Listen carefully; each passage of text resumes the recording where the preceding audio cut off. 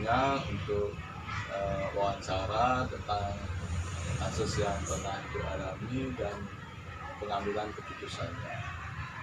Dan pertama, saya akan menyampaikan beberapa pertanyaan untuk Ibu, dan Ibu nanti menyampaikan pengalaman Ibu selama ini. Baik, selama ini bagaimana Ibu dapat mengidentifikasi kasus-kasus yang merupakan dilema etika atau rujukan moral? Baik, terima kasih Pak. Hari ini Bapak hadir di sini untuk bertanya terkait tentang kasus yang pernah dialami, ya, yang mana kita harus mengidentifikasi jenis kasus itu yang mana merupakan dilema etika atau rujukan moral. Nah, seperti yang saya tahu, yang namanya dilema etika itu adalah ketika kita mengambil keputusan jika pilihan-pilihan yang dihadapkan kepada kita itu adalah semua pilihan yang benar atau semua perlu dipertimbangkan. Tetapi ketika berbicara tentang rujukan moral, itu sudah ada perbandingan antara pilihan yang benar dan yang salah. Baik, kita lanjutkan. Selama ini bagaimana Ibu menjalankan pengambilan keputusan di sekolah Ibu, terutama untuk kasus-kasus di mana ada dua kepentingan yang sama-sama benar atau sama-sama mengandung nilai kebajikan? Sejauh ini kami di sini di SD 3 Penarukan, ketika kami harus mengambil keputusan, di mana keputusan yang kita ambil itu mempertimbangkan dua pilihan yang sama-sama memiliki kepentingan atau sama-sama benar, sama-sama bagus dan untuk dipertimbangkan. Biasanya kita melalui musyawarah, diskusi bersama, kita melihat dampak dari keputusan itu yang lebih sedikit memiliki dampak negatif, maka itu yang kita ambil bersama, tentunya dalam musyawarah mufakat. Berarti dengan diskusi dan musyawarah Bu ya? Oke. Ya, kita lanjutkan. Langkah-langkah atau prosedur seperti apa yang bisa Ibu lakukan selama ini? Biasanya kalau prosedur untuk pengambilan keputusan itu yang pertama, jika ada kasus, bukannya jika ada kasus kita akan mengidentifikasi dulu kasusnya ini termasuk apa kan itu, kemudian yang terlibat itu siapa aja, kemudian kita harus cari tahu kenapa kasus ini bisa terjadi gitu. Biasanya itu akan kita bahas bersama. Kalau dia kasusnya itu di dalam lingkup sekolah, maka guru piket yang akan bekerja sama dengan kita, dilanjutkan dengan rapat dewan guru. Jika itu ada di dalam kelas masing-masing, maka kita akan berhubungan langsung dengan wali kelas, dan begitu juga dipecahkan bersama di rapat dewan guru melalui diskusi. Baik Bu, saya lanjutkan. Hal-hal apa saja yang selama ini Ibu anggap efektif dalam pengambilan keputusan pada kasus-kasus dilema etika? Yang paling efektif itu adalah kita mampu berkomunikasi. Ketika kita mampu berkomunikasi, maka segala bentuk kasus itu bisa kita pecahkan dengan komunikasi satu sama lain, sehingga kita nanti mendapatkan pilihan keputusan yang memang benar-benar bermanfaat dan berdampak bagi banyak orang. Semua orang bisa menerimanya Bu. Iya. Kemudian hal-hal apa saja yang selama ini merupakan tantangan dalam pengambilan keputusan pada kasus-kasus dilema etika? Kalau tantangan itu pasti ada Pak ya. Yang namanya kita di dalam sebuah organisasi dengan banyak orang kan. Tantangannya itu ya salah satunya adalah tingkat kesadaran, rasa terhadap sesuatu yang ingin kita putuskan. Kadang-kadang kan orang bisa ya sudah itulah menjadi tanggung jawab atau tugas dari pemegang keputusan itu, padahal kita ingin mereka punya kesadaran. Di situ sih menumbuhkan rasa sadar untuk semua warga, itu yang menjadi tantangan terbesar. Kesadaran itu juga tumbuh dalam dirinya Bu ya. Iya. Dan apakah Ibu memiliki sebuah jadwal tertentu dalam sebuah penyelesaian kasus dilema etika? Apakah Ibu langsung menyelesaikan di tempat atau memiliki sebuah jadwal untuk menyelesaikannya, untuk dalam prosedur seperti apa yang Ibu jalankan? Kalau jadwal itu yang baku nggak ada Pak. Ya. Jadi kita akan melaksanakan penyelesaian atau pengambilan keputusan untuk dilema etika itu saat kita benar-benar sudah ketemu kasus. Karena menurut saya semakin kita cepat menyelesaikannya, maka meminimal kesalahpahaman yang berlarut gitu. Jadi nggak akan ada persepsi yang berbeda terkait dengan itu. Jadi lebih cepat diselesaikan itu lebih bagus gitu. Jadi tidak ada jadwal baku gitu. Itu langsung diselesaikan pada saat pemasangan itu ya. Yeah. Baik, adakah seseorang atau faktor-faktor apa yang selama ini mempermudah atau membantu Ibu dalam pengambilan keputusan dalam kasus-kasus dilema etika? Faktor yang mempermudah pasti adalah keterlibatan warga sekolah, baik itu orang tua, para guru, dan siswa terutama. Jadi mereka mampu bekerja sama, mereka mau saling berkontribusi di situ. Itu adalah kekuatan yang kita miliki untuk mengambil keputusan yang berupa dilema etika. Ibu, yang terakhir, dari semua hal yang telah disampaikan, kemudian apa yang dapat Ibu petik dari pengalaman Ibu mengambil keputusan dilema etika?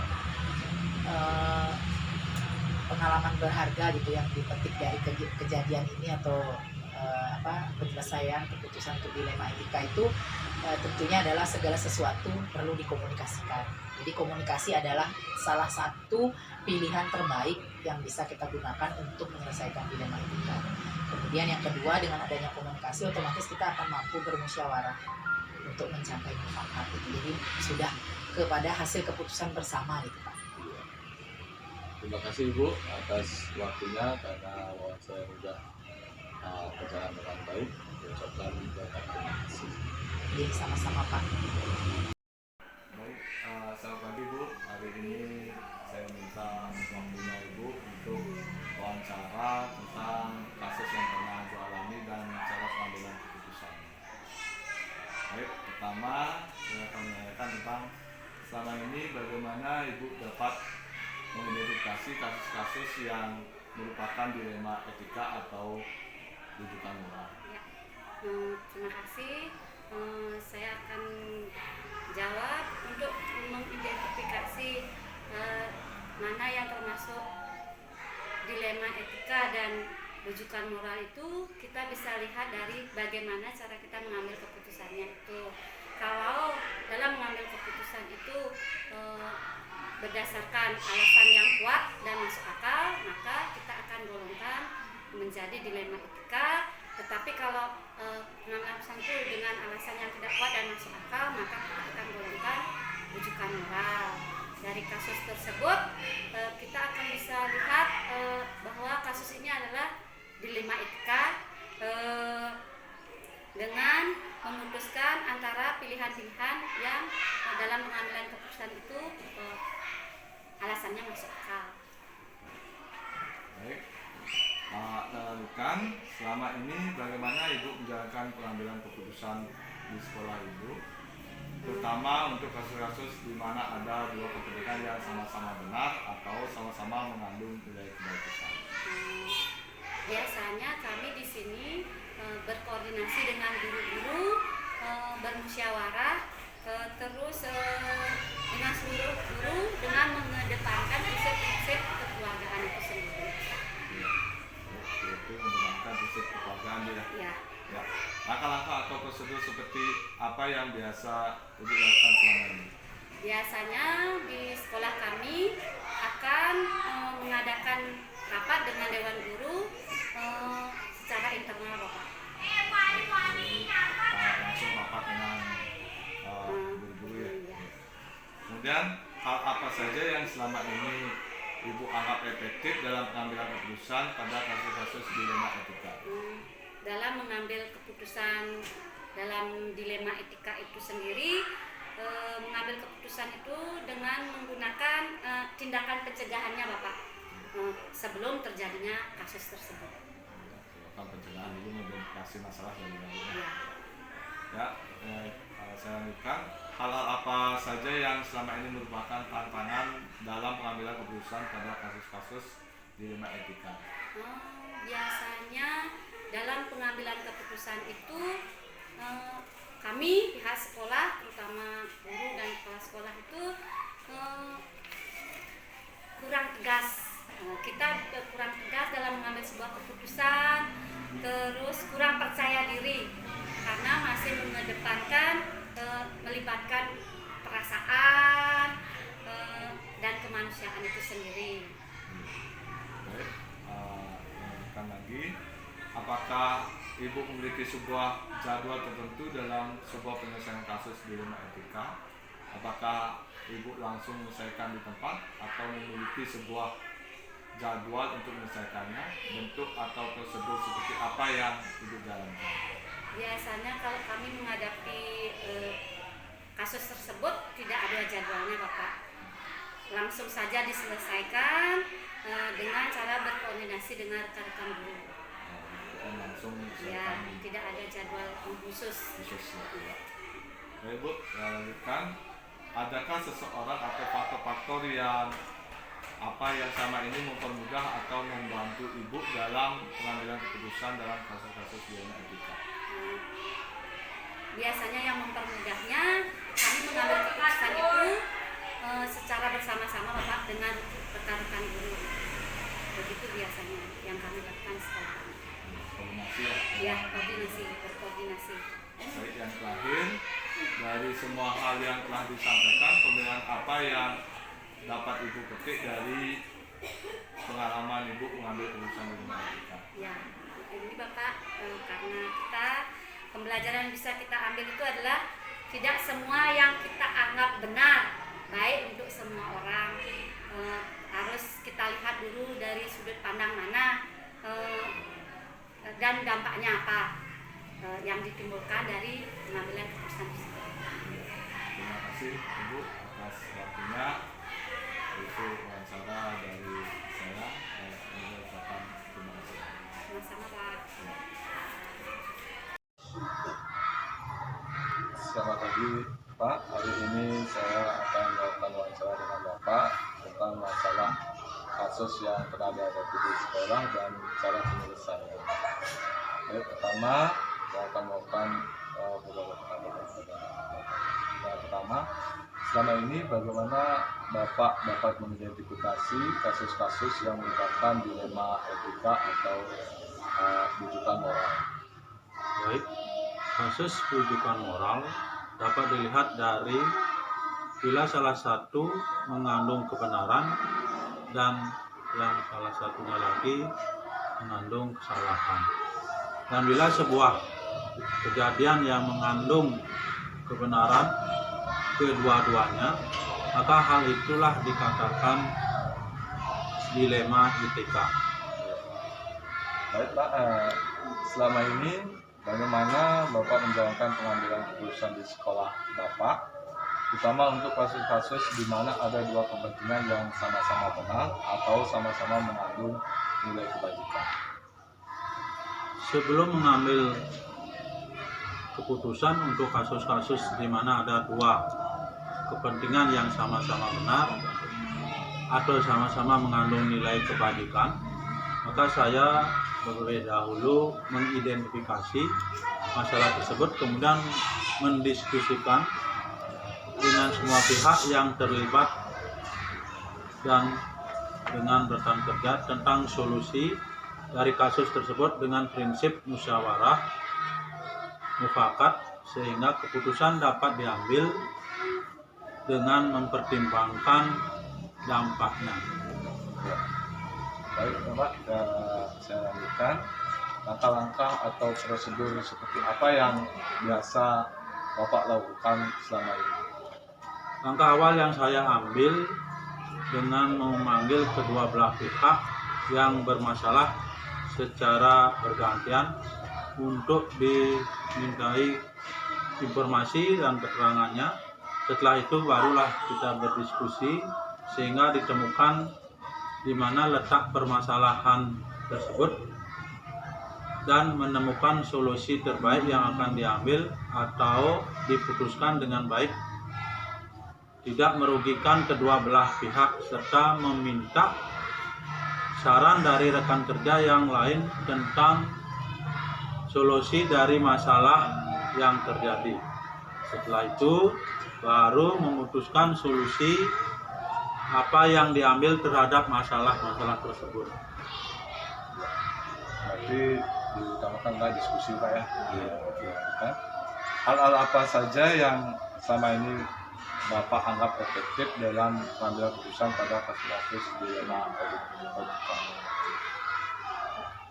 Yaitu dengan melakukan diskusi dengan pihak yang bermasalah dengan prinsip kekeluargaan agar dapat memunculkan solusi yang dapat diterima kedua belah pihak dengan cara memberikan penjelasan yang tidak menimbulkan perselisihan lagi dari kedua belah pihak. Baik Pak, saya lanjutkan. Hal-hal apa saja yang selama ini merupakan tantangan dalam pengambilan keputusan pada kasus-kasus dilema etika? Adapun tantangan-tantangan yang saya hadapi dalam pengambilan keputusan adalah bagaimana cara mencari solusi yang terbaik dan semua pihak bisa menerima solusi yang telah diputuskan dengan lapang dada. Ya. Baik, itu biar kita bisa diterima oleh semua pihak Pak ya. Kemudian saya lanjutkan lagi, apakah Bapak memiliki sebuah jadwal tertentu dalam sebuah penyelesaian kasus dilema etika? Apakah Bapak langsung menyelesaikan di tempat atau memiliki sebuah jadwal untuk menyelesaikannya? Bentuk atau prosedur seperti apa yang Bapak jalankan? Baik, untuk jadwal itu tidak ada. Dalam menyelesaikan masalah kasus dilema etik, saya tidak memiliki jadwal, tapi dalam menyelesaikan permasalahannya langsung diskusi pada saat atau hari tersebut dan langsung mencari solusi sehingga masalah tersebut terselesaikan dengan baik. Baik, berarti tidak ada jadwalnya Pak ya? Ya. Kemudian saya lanjutkan, adakah seseorang atau faktor-faktor yang selama ini mempermudah atau membantu Bapak dalam pengambilan keputusan dalam kasus-kasus dilema etika? Ya, dalam pengambilan keputusan tersebut semua atau banyak faktor yang mendukung, semua stakeholder yang ada di sekolah kita libatkan, yaitu guru-guru, orang tua, dan siswa. Kita koordinasikan dengan baik dengan semua pihak sehingga masalah dapat diatasi dengan baik pula. Berarti semua pihak ya kita Bapak ajak diskusi. Kemudian yang terakhir Pak, dari semua hal yang telah disampaikan, pembelajaran apa yang dapat Bapak petik dari pengalaman Bapak mengambil keputusan dilema etika? Baik, pembelajaran yang dapat dipetik dari pengalaman pengambilan keputusan dilema etika adalah dalam pengambilan keputusan lebih mengutamakan berdiskusi dengan semua pihak. Kita tidak bisa mencari keputusan secara sendiri. Kita harus melibatkan semua untuk kita ajak berdiskusi sehingga musyawarah mufakat itu bisa tercapai secara kekeluargaan. Baik Pak, terima kasih hari ini beberapa waktu untuk wawancara pada tadi.